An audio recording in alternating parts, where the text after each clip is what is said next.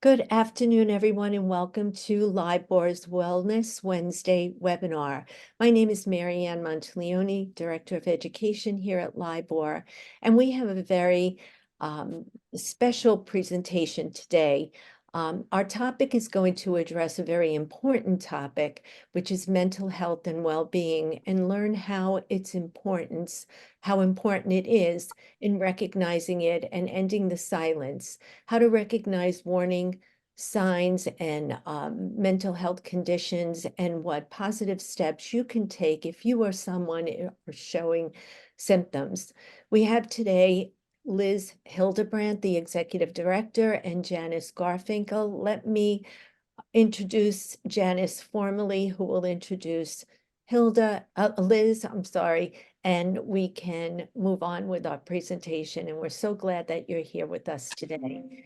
Janice Garfinkel is the second vice president of the board of National Alliance for Mental Illness, which provides education, support, and advocacy for individuals and their families who are struggling with mental health issues. A retired middle school teacher in Jericho, New York, Janice is the chairperson of the Education Committee, where her responsibilities include reaching out and educating communities, groups, and families as a mental health advocate. Her personal experience with a family member struggling with mental illness drives her continued efforts to increase awareness. So we welcome you both, and I turn it over to you. Okay, thank you so much. And everybody, welcome and thank you for coming. Liz Hildebrandt, I just want to say again, is our executive director. And she, again, like me, has living experience with somebody who is struggling with their mental health. And before we move on, I just want to say we're not doctors, we're not psychologists, but we have had a history of people who have been struggling with their mental health, where we had to find support and we had to find what makes them healthy or what makes them as healthy as they can be once again. So we'll start with what is NAMI. NAMI stands for National Alliance on Mental Illness. We are a nonprofit organization, and we are the nation's largest grassroots mental health organization. We are dedicated to building better lives for the millions of Americans affected by mental health. We advocate for access to services, treatment, support, and research.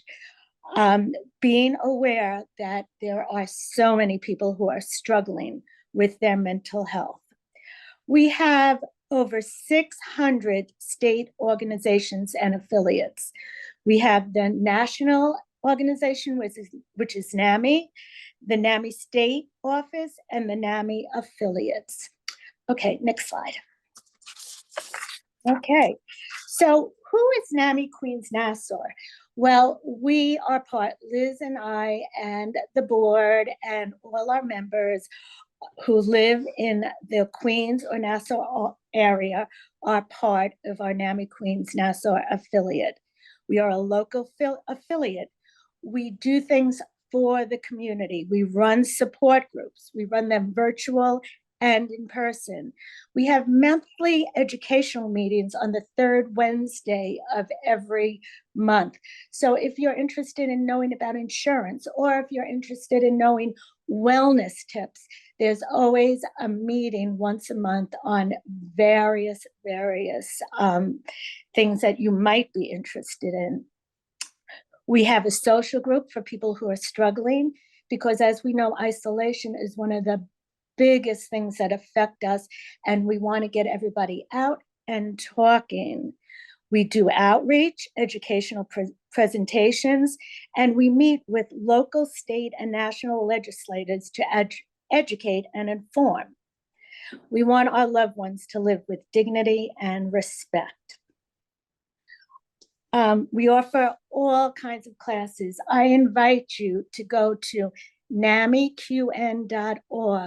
to see our calendar, to see our robust website, which gives you information about current studies on mental health. and which gives you the calendar on what we are planning on having. Okay, so we'll start with what is mental health. Mental health is defined as your psychological and emotional well-being. This can be affected by genetics, brain chemistry, life experience. So we all experience mental health. What do we want our mental health to be? Well, we all want to be able to enjoy life and feel good, right? We all want to deal with emotions, stress in positive ways, do positive things. And of course, we know that mental health needs to be maintained by building good habits. Next slide. Okay, and I just want to read this so you know. What are mental health conditions? Mental health conditions are medical conditions like physical conditions, conditions that change the way people feel and act. They are common and treatable. Mental health conditions are not anyone's fault, something to be ashamed of, or limiting. You can achieve your goals. And one thing we always say is if somebody broke their leg or if somebody has an illness and they're home, what do? Well, we might bring them a casserole, we might bring them flowers and cookies, and we're talking to them. But that isn't always the case when somebody is struggling with their mental health. A lot of times we're very careful. Do I say the wrong thing? Should I really come over? And it's just the opposite. People need people. They need to talk. Think about someone who has a chronic back pain from a sports injury, severe enough to impact their daily life. To feel better, what do they need? They need medicine, maybe they need some therapy, they may need acupuncture, and that's exactly what somebody who's experiencing a mental illness needs. They need to talk to people, they need a therapist, they need the right medicine, and they need to definitely not isolate themselves. Okay, thank you. Next. What I want to say, and I didn't say it at first, I'll just say it now, is if you have any questions at all, you could put them in the chat and we will look at it through the presentation. And I'm probably going to give about 15 minutes so that we can ask any questions that you might have. Okay, so what we said was mental illness is biological and neurological. And I'm saying Dr. Stephen Hyman, former director of the National Institute of Mental Health, quoted, what we have to get across is how it is that people get mental illness. Nobody is to blame. This is not a mental weakness. These are diseases, just like any other neurobiological disorders. They just happen to affect complex behaviors. Okay, next slide.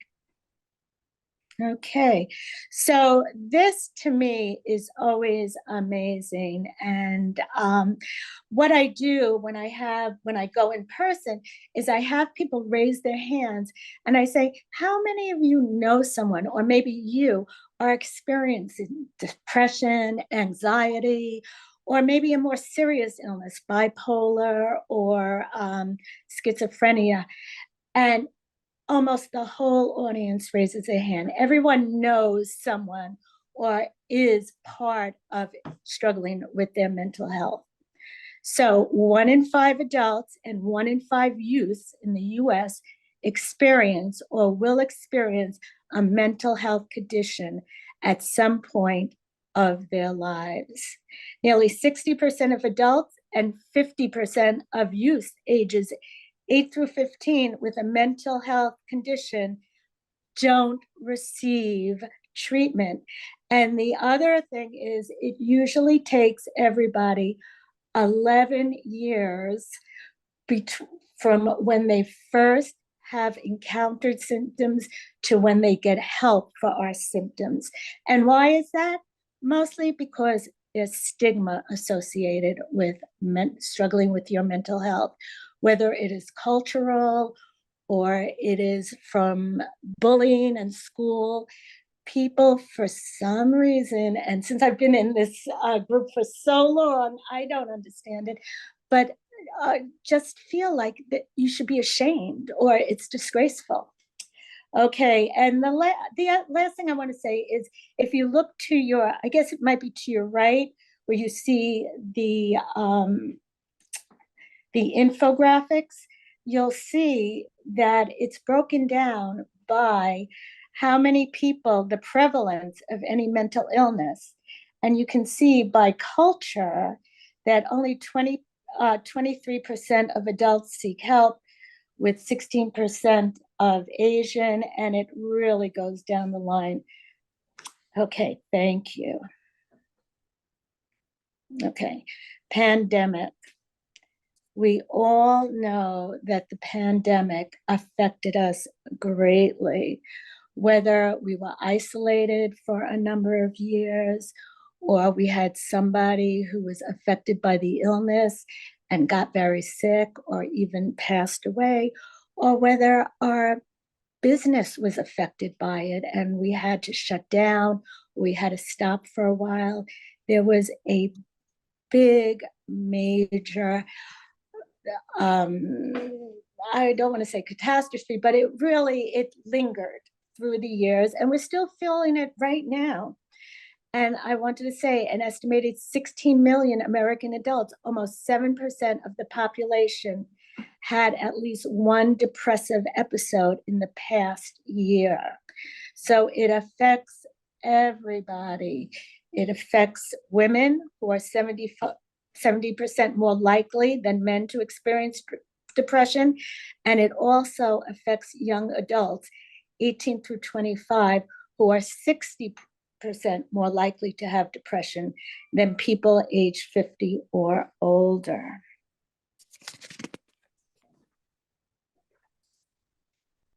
Okay, so the next slide is know the warning signs.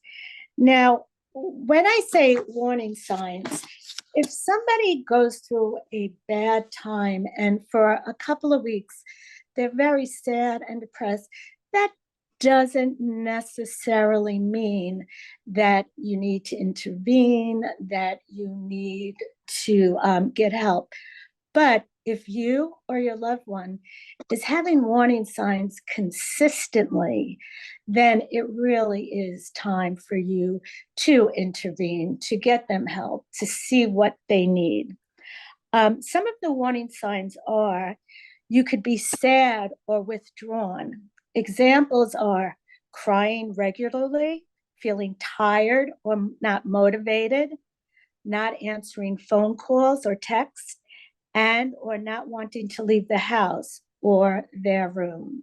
And that's a biggie. If somebody is in their bed and doesn't want to get out, you need to give them help. Severe mood swings, example, someone that's extremely upbeat and excited one minute and crying or isolating the next. Drastic changes in sleeping habits, example, little or no sleep for several nights in a row, or not being able to get out of bed. And that's how my friend knew that her sister had some sort of mental illness. Turned out that she was diagnosed with bipolar, because for 3 nights in a row, she was cleaning her house. She just said, I have to clean my house. And that was a warning sign that she needed help. Okay, we all take care of ourselves in positive ways. We all exercise, we all eat well. Sometimes when someone's overwhelmed by their situation or feelings, they may turn to negative coping skills. And some of the negative coping skills that we turn to is maybe throwing up, using laxatives, or not eating to lose weight, self-injury like cutting or burning, repeated use of alcohol and drugs. And alcohol or drugs make the symptoms worse. And some may trigger a mental health condition that might not have started on their own. Okay, and again, we have this infographic that gives you the warning signs of mental health. And again, I just want to say, we really try not to use the word mental illness. It was used a long time ago, but it's not an illness. It's something that can be treated. And we really try to say struggling with mental health issues, and leave out the illness. It's not an illness. Okay. Okay, you can help. I know that many times when you see somebody who is sleeping all day, or you hear that someone is in a depressive state, you think, I'm not going to bother them. I shouldn't bother them. It's what they're going through.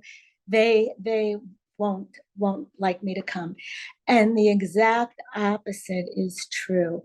They want you to come. They want you to be empathetic. Do they want you to be like, come on, get up, you can do it? No, that's not what they want you to do. What they want you to do is say, I see you're going through a really hard time. What can I do to help? When my girlfriend was experiencing a depressive episode, I called her. This was a while ago. And I said, what do you want? What can I give you? Can I give you cookies? Can I give you candy? She goes, you know what you can give me? Give me yourself. And that's what I did. And I sat with her. And again, we didn't talk that much, but she knew that if she needed me, I was there. And that's what you need. You need to be present. You need to show that you care. It shouldn't take 11 years for somebody who is experiencing a depressive episode to have to get treatment. It's critical that we respect and protect everybody's self-esteem. And again, we do this in family to family, I statements. It's not, you feel depressed, you're getting me upset. It's more like, if when you're depressed, it gets me very upset. What can I do for you? It's all how I feel, and I want to help you. Okay.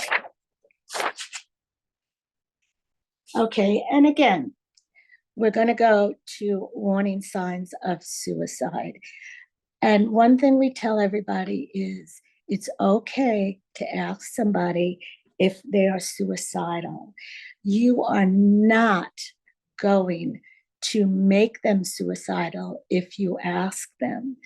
Again, my daughter had a couple of episodes, and I was always very nervous to ask her, do you feel suicidal? Because I thought, I'm going to put it into her head and then she's going to do something. But you know what? It opened the conversation. And sometimes she said, yes. She said, yes, I do feel suicidal. And then it opened the conversation to say, what can I do for you? Or it opened the conversation to get her help immediately. So you should talk to somebody about it. Many times, suicide can be prevented, but unfortunately, not always. Sometimes warning signs aren't easy to recognize. Even mental health professionals don't always know when someone is thinking about suicide. But what you can do is you can look for the warning signs, and if you see it, contact a professional. We have all kinds of numbers that, Liz, you put down on a slide about people that you can contact, the suicide hotline.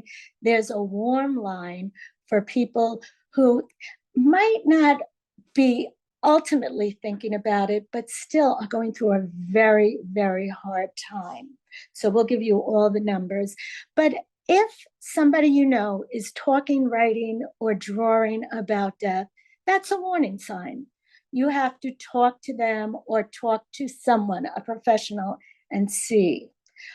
Talking about having no reason to live, being a burden to others, or not being here tomorrow, looking for ways to attempt suicide, feeling hopeless, desperate, or trapped, giving away possessions, behaving recklessly. And one story that I heard was that somebody had or her husband was a real computer geek, and he loved his computer.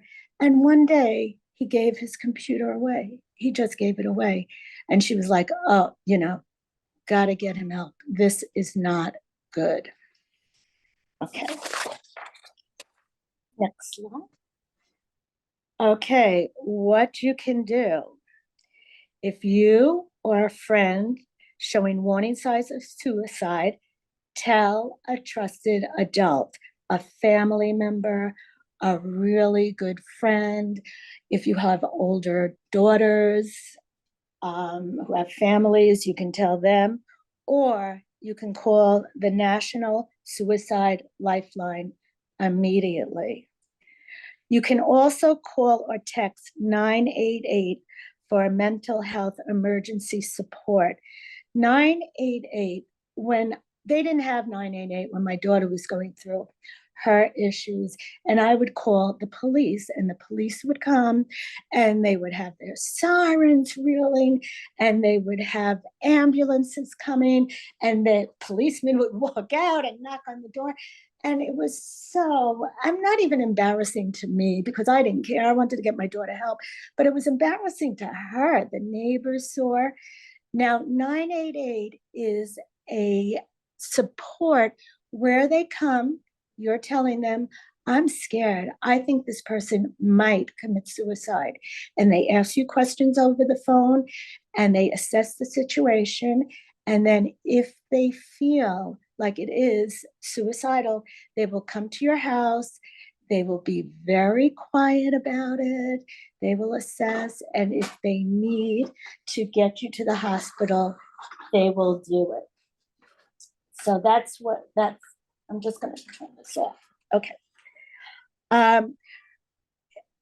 Okay. And ask someone if they're thinking about suicide. Like I said, you're not going to put the thoughts of suicide in their head or increase the risk of suicide.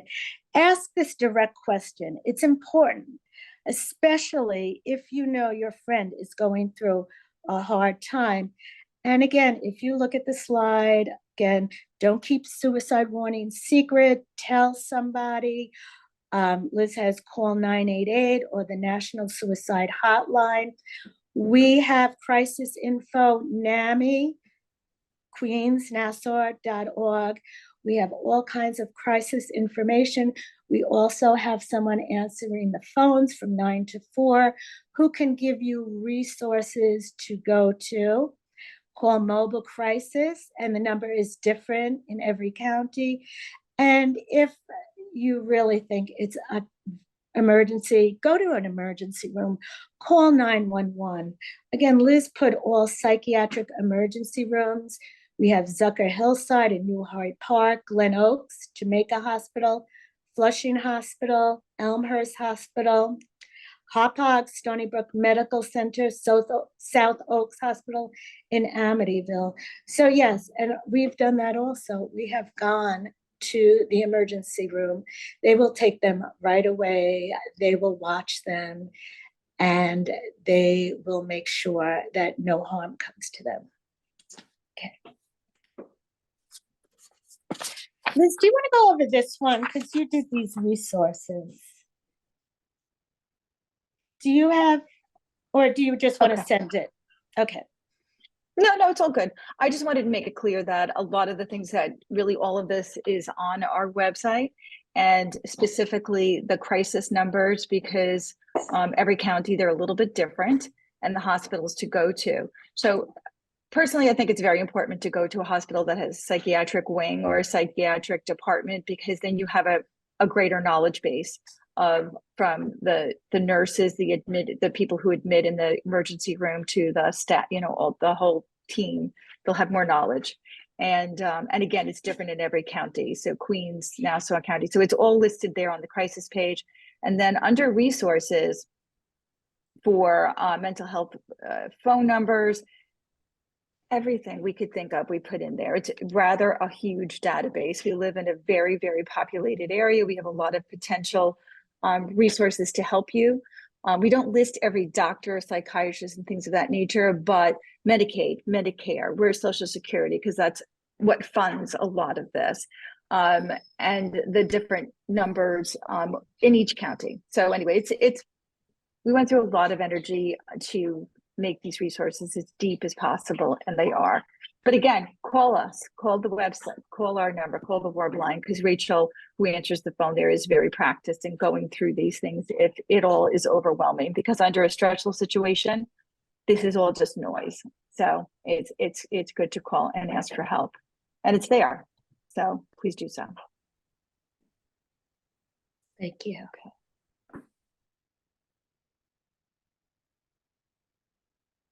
Okay. And what the goal is to make the symptoms better, to get treatment. Again, if somebody is using some medication or doing some treatment and it's not working, don't get frustrated. Everybody is different.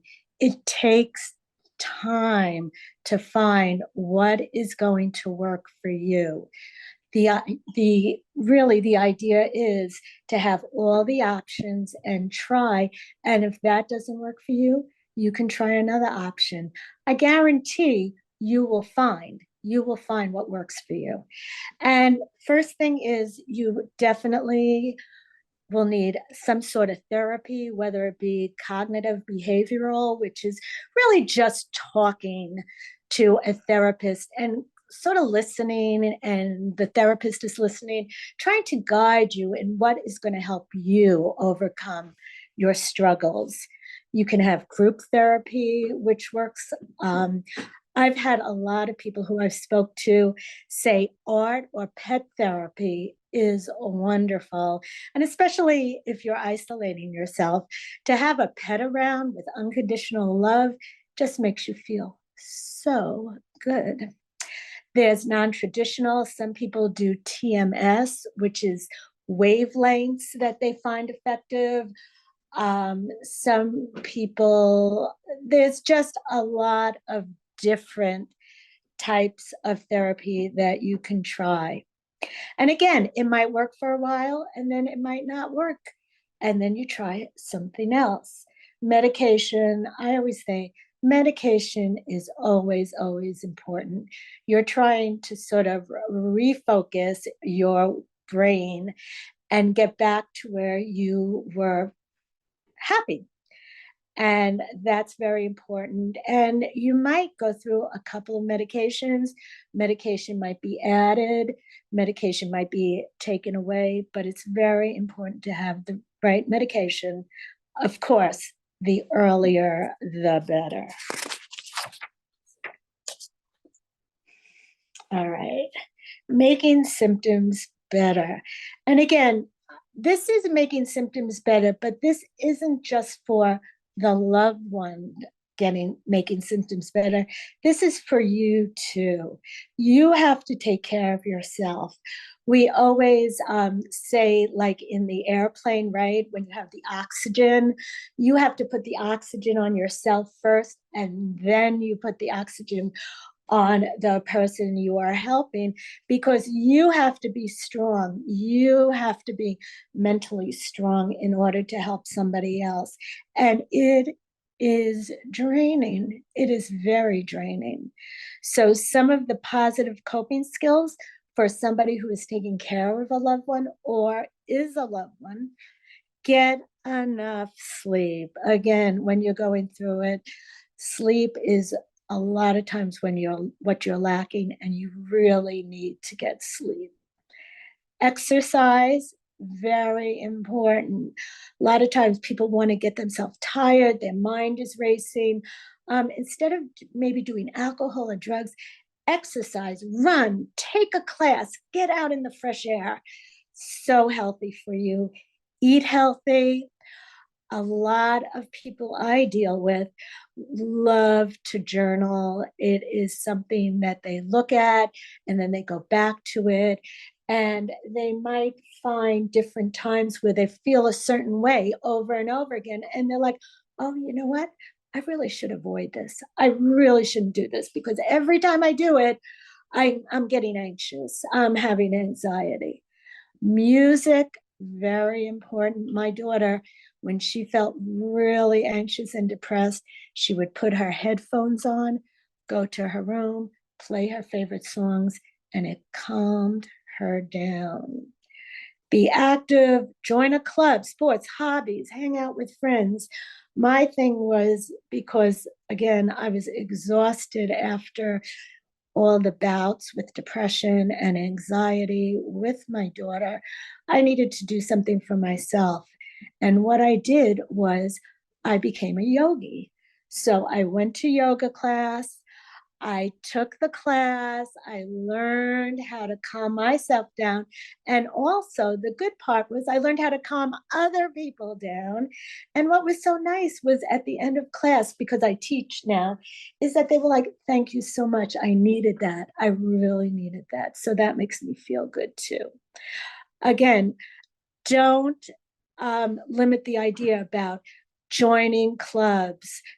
Don't be with people. Again, in NAMI, Queens, Nassau, we have a Unites Club, and that's more for people who have more of a serious mental illness, but it's also for depression, it's also for anxiety. And what we do is every Monday night we meet and we do something fun. So people can meet people with common interests, people can talk to people. We do karaoke. And karaoke is great because you get to know the person by the songs they choose. We do karaoke, we have game night, we have creative writing night.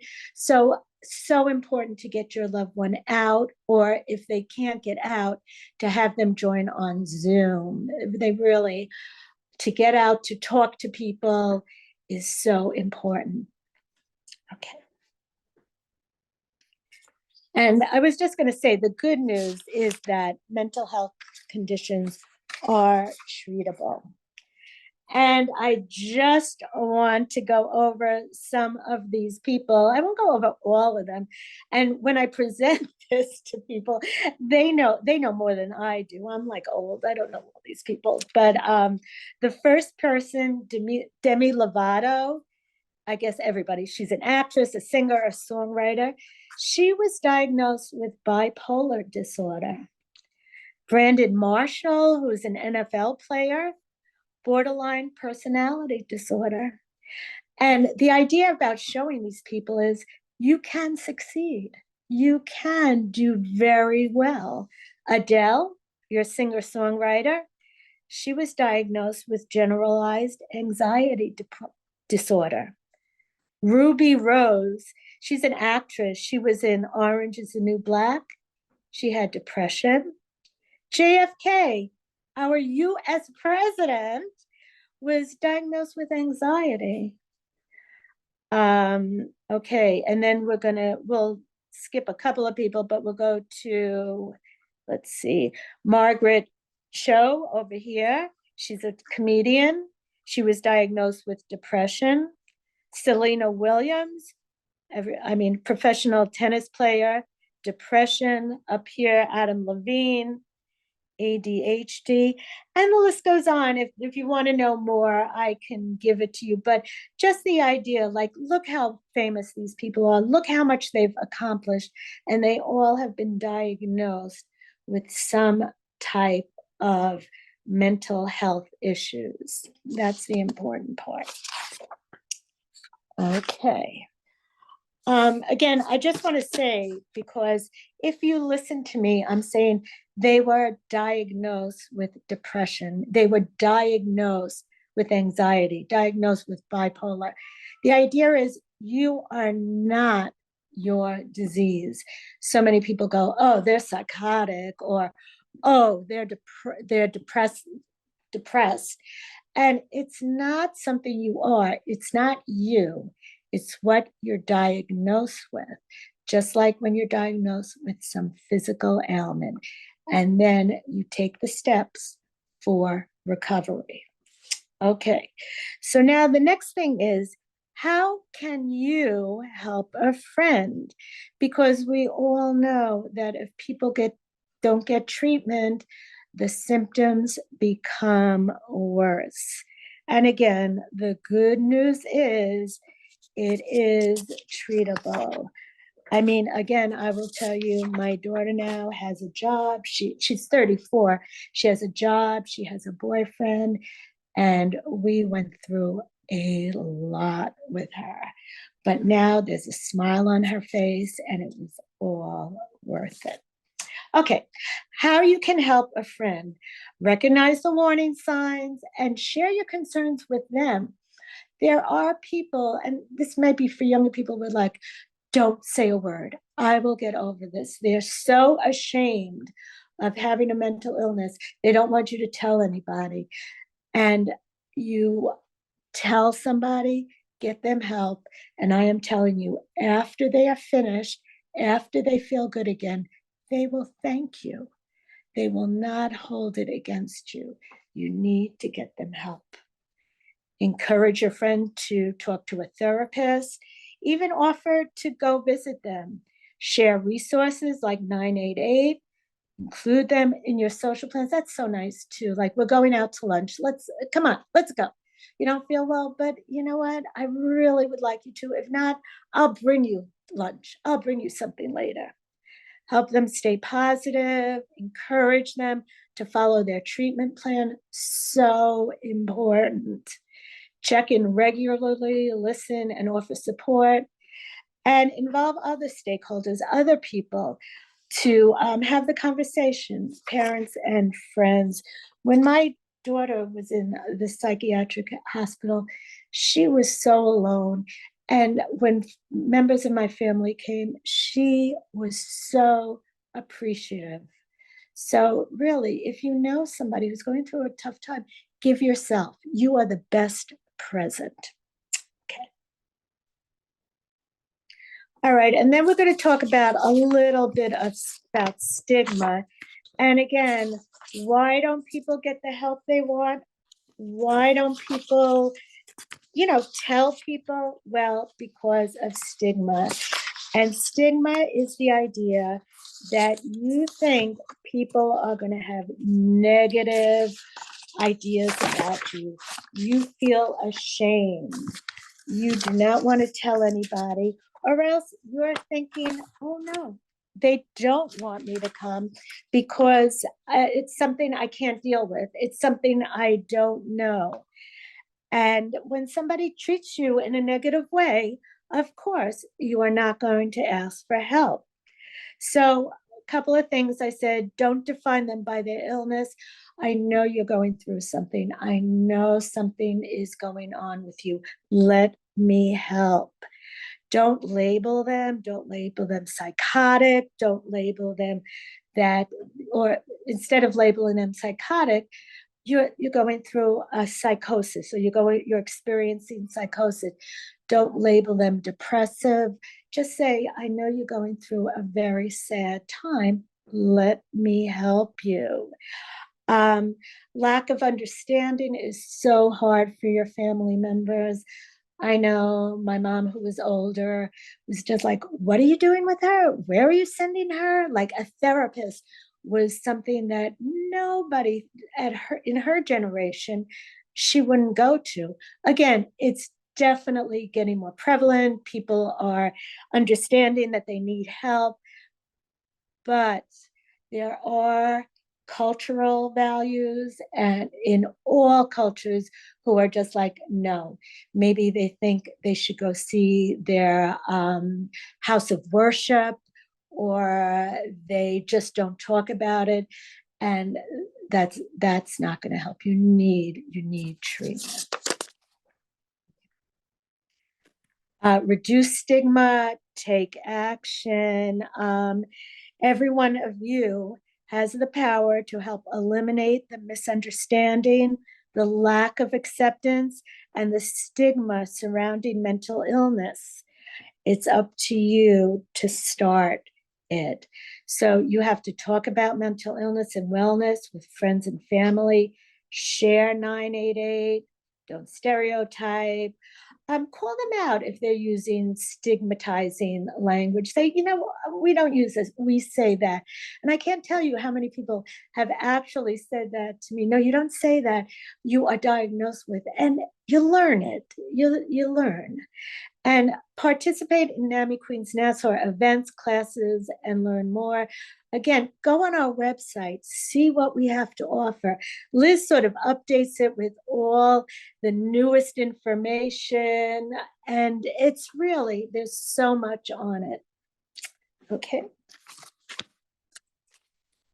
Okay. And again, I want everyone to remember this is so important. Mental health conditions are medical conditions. Don't think that it's something so different. It is a medical condition. It can be treated. Okay. It's not anyone's fault.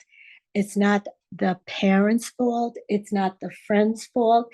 And of course, it's not the loved one's fault. Know the warning signs.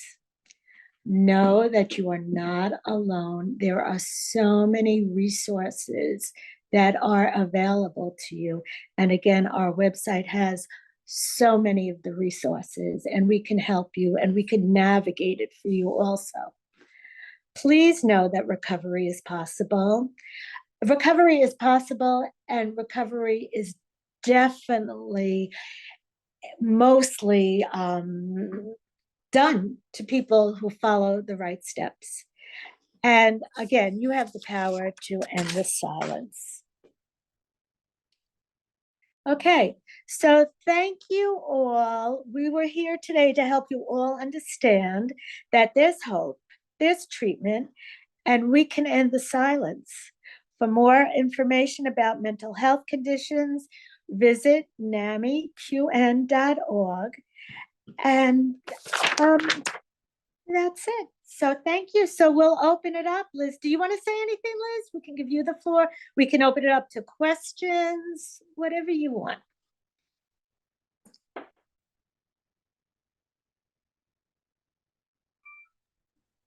Yeah. What a wealth, Talk. Yeah. what a wealth of information. Absolutely incredible. And we thank you so much. I actually have a question. What do you do if someone is in denial? I mean, we all know how to help someone that presents the issue and is willing to admit it. But if someone is in denial and it's unapproachable, how do we approach that? Right. Well, that's come up a lot, and it is a very big issue. And the idea is that you have to talk to them. You have to tell them. There are many people, medication, so many people, they prescribe medication and they don't take their medication. And of course, the symptoms come back. One of the things we have is people who come to the house who will tell you, you need to take your medication. And if you don't take your medication, they will put you in the hospital, and they will make sure that you do take your information. There's other things, injectables, where if somebody doesn't want to take a pill every day, daily, these injectables will last for a month. So that's another thing that you can think about. But you have to talk to them. You have to tell them, I feel scared. I feel that you need help. You have to get the team, the 988 team, to come and talk to them and get professional help. Liz, do you agree with that? Anything? Without question. I mean, I think to understand is that it's a process. Nothing, Right. people don't change their mind overnight. And to stay with that person until they do seek help. You know, it's the idea of building trust, that you're not judging them. There's a large part of this is how we address people, where we express to them that we understand their feelings are valid to them, but I'm not seeing the same situation. The way you're talking about yourself, the way that you're talking about things that you're thinking, they're valid for you, but maybe they're not real. Maybe your anxiety, we understand that you have that, but maybe it's getting blown out a little bit. Let's talk about that. So you always validate somebody's emotions and what they're thinking, what they're living through, but encouraging them to think outside of what's going on in their mind.